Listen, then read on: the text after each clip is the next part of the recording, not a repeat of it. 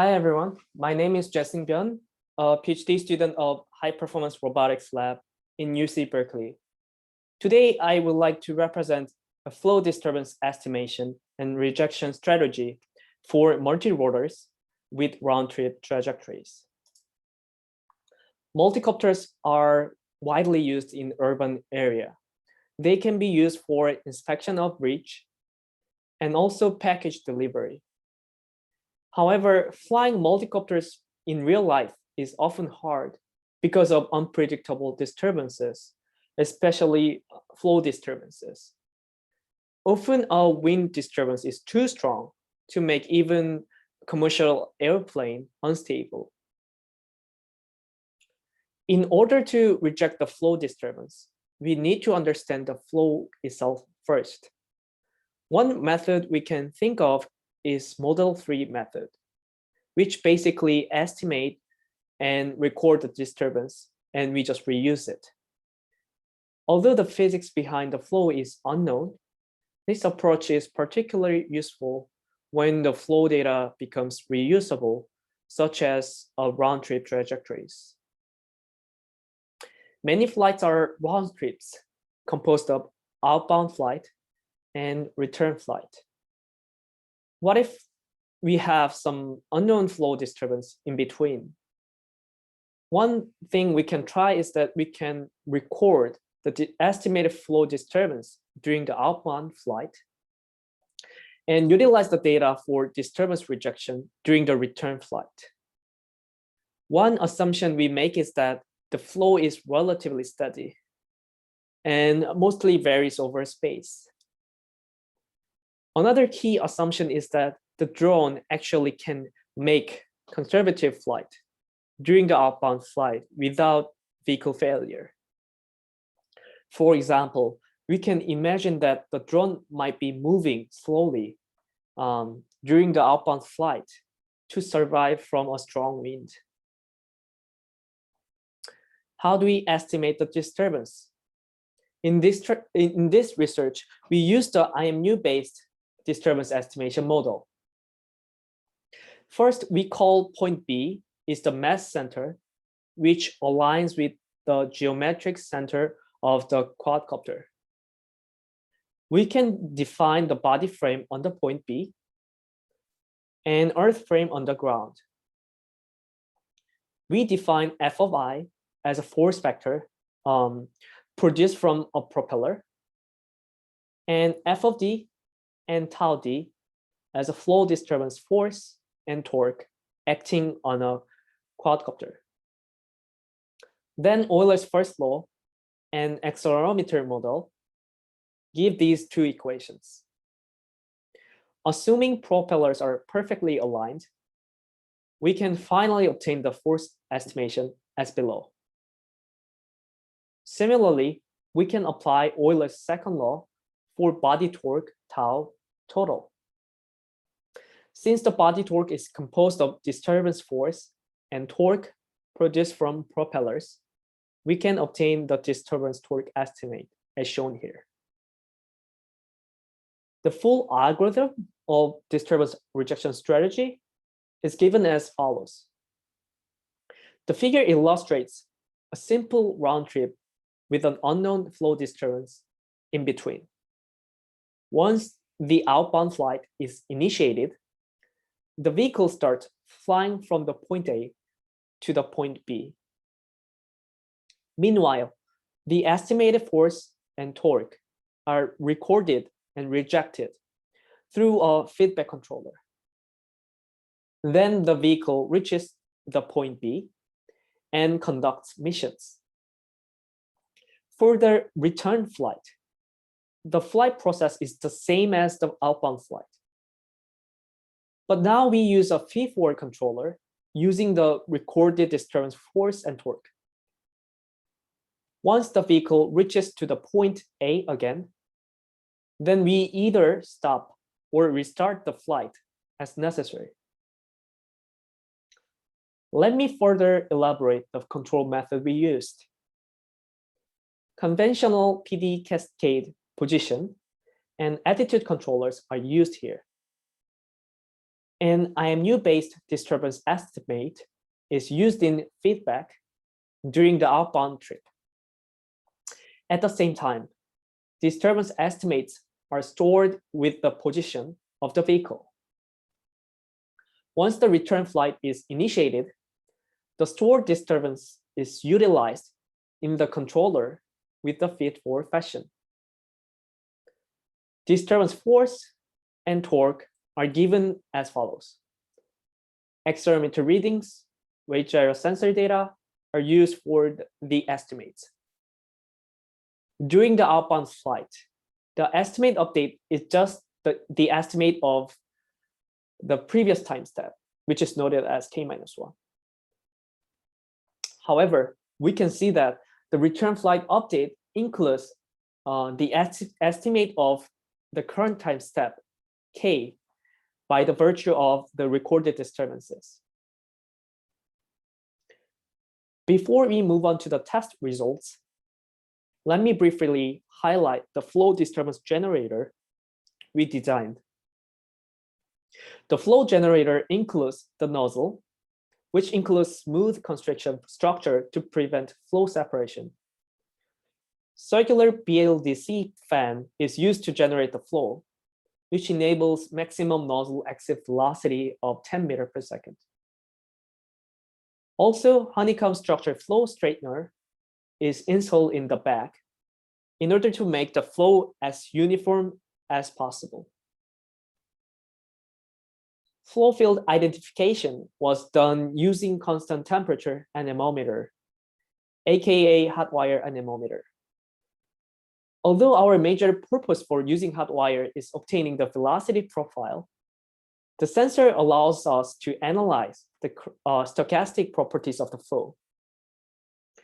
The flow field used in the experiment was measured from 30 centimeters far from the nozzle exit. The error bar denotes standard deviation of the measured velocity. The maximum flow velocity was around 6 meters per second. Now, let me describe the experimental setups for validation of the rejection strategy. We first check the performance of the feedback controller as a baseline. Two tests were conducted, a static point and round trip. For the static point test, a jet flow generator is designed to repeatably generate the flow disturbance. And a quad is supposed to hover at a static point. For the round trip test, the quad is designed to make a straight line round trip. The actual trajectory could be different from the desired trajectory, which will lead to some tracking errors. The results show the performance of the baseline controller. We can clearly see that the baseline tracks the desired point very well. On the other hand, the conventional PD control shows much larger position errors.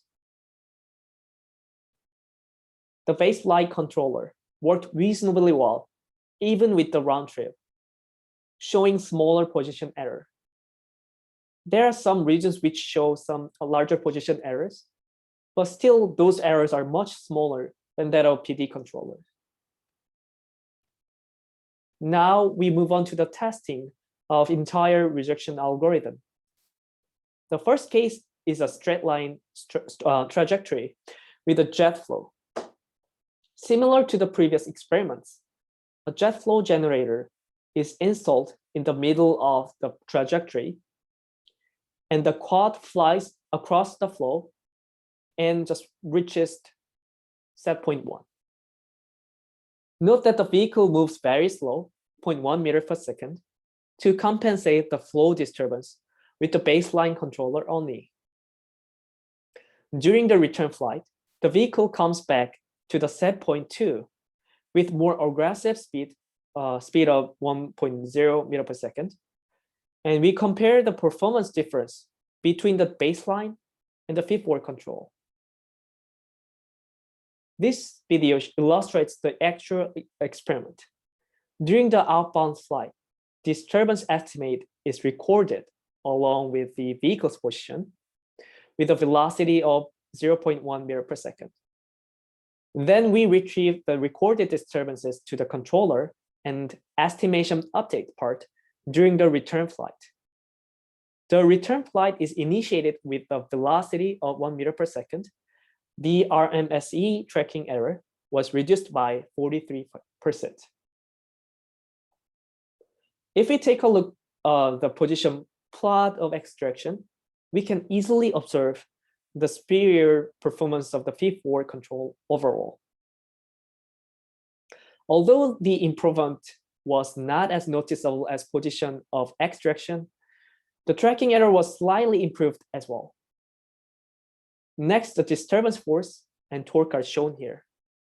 We noticed that the disturbance force was underestimated for the return flight, and we can clearly see why the performance of the baseline controller is worse as we have a faster vehicle velocity. As a second validation experiment, we made the flow more complex. A quadrant of jet flow was blocked by an obstacle, and additional flow produced by a fan pointed upwards. The vehicle's trajectory is similar to the previous demonstration, except the vehicle now is moving along the diagonal direction of the nozzle exit. The vehicle's motion becomes less steady compared to that of first demonstration due to the flow being more turbulent. However, our strategy still performs well, reducing overall tracking error by 14%.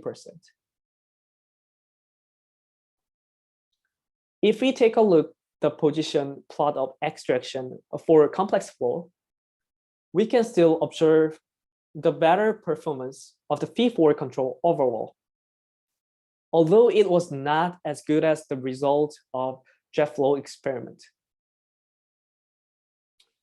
We can see that much higher force was produced with respect to y direction, which is known as this black line, which indicates harsher condition of the flow. The underestimation was also observed, which was similar to the jet flow case. Relatively steady assumption is a big assumption though, and this might make the rejection algorithm infeasible in real life. Is there any way to overcome this situation?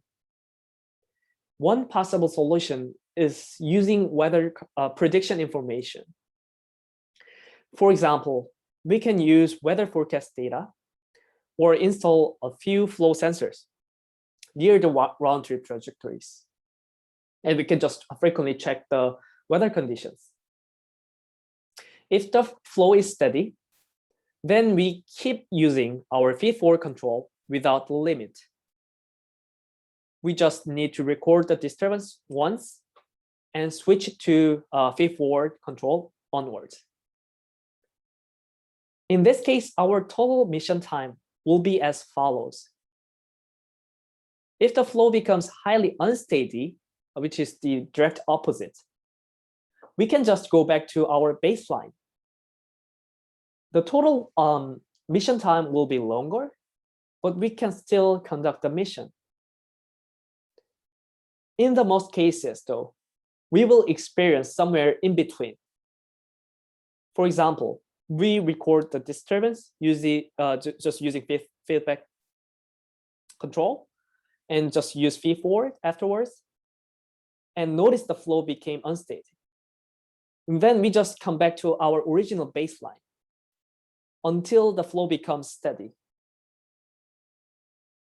Although the total time will not be as fast as the first case, we can noticeably reduce the total mission time in a long run. To conclude, we developed a flow disturbance rejection algorithm specialized in round trips, which showed smaller tracking error, especially RMSE position errors overall with much faster vehicle speed. It was 10 times faster compared to the feedback-based control. The experiment also showed that the algorithm worked reasonably well with more unsteady flow conditions. As a future work, we would like to extend our validation to the outdoors.